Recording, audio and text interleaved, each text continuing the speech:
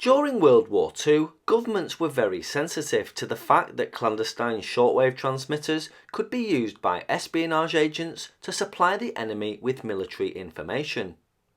In the USA, the government responded to this threat by establishing the FCC's Radio Intelligence Division, or RID, affectionately known as the Kilocycle Cops.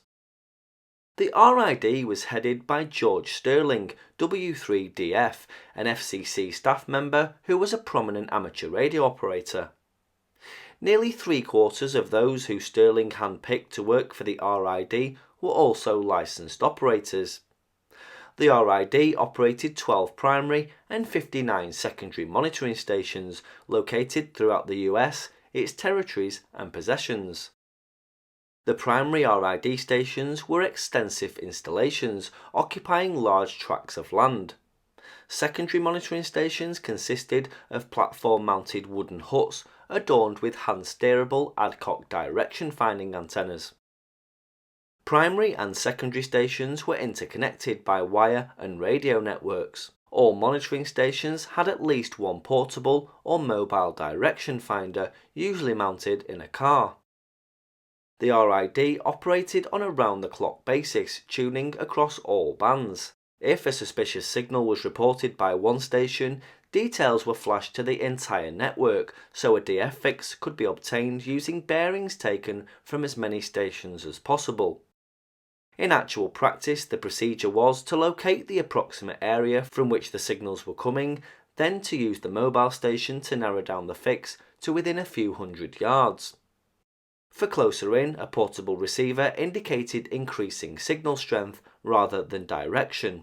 Between July 1940 and the end of the war in 1945, the RID discovered and closed down nearly 400 illegal stations.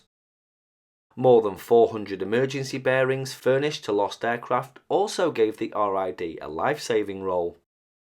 The RID had records and instances where their monitors were on the scene and had taken over before the espionage agent succeeded in establishing contact with the overseas station.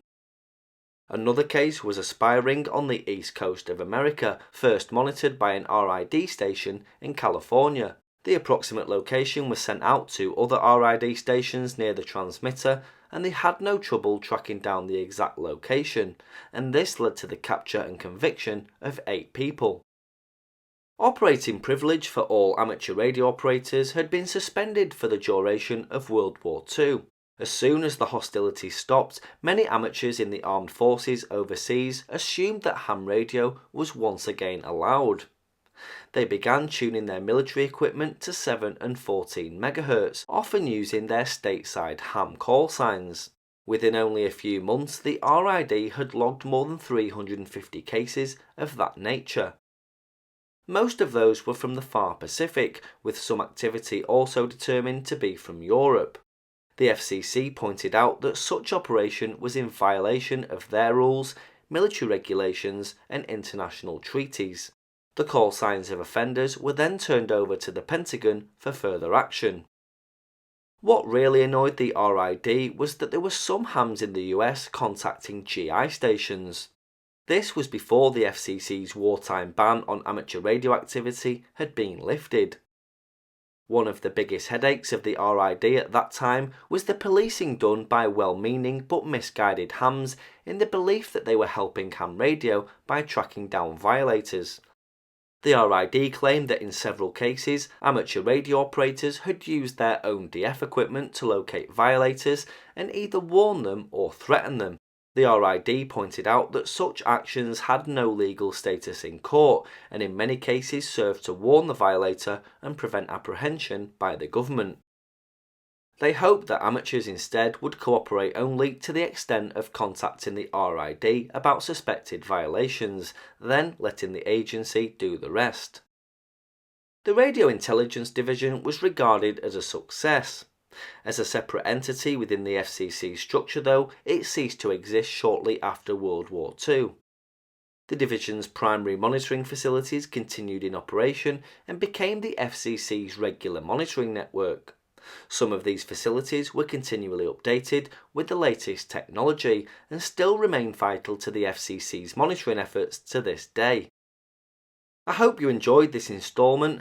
I just wanted to take a minute to address some of the comments on certain videos. Often some of these story or documentary type videos cover obscure events. Naturally, I'm not fortunate enough to be able to tell you 99% of them with high quality footage and photos to accompany them because that material simply doesn't exist.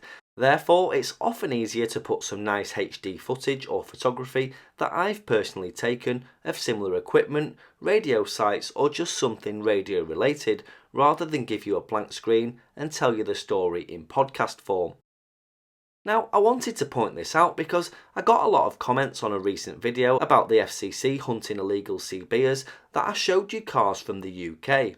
Now, this is correct, as there's no readily available images of the FCC's tracking vehicles, let alone the 4K ride-along footage from that winter night back in 1990 that some people seem to expect me to be able to just pull out of the bag.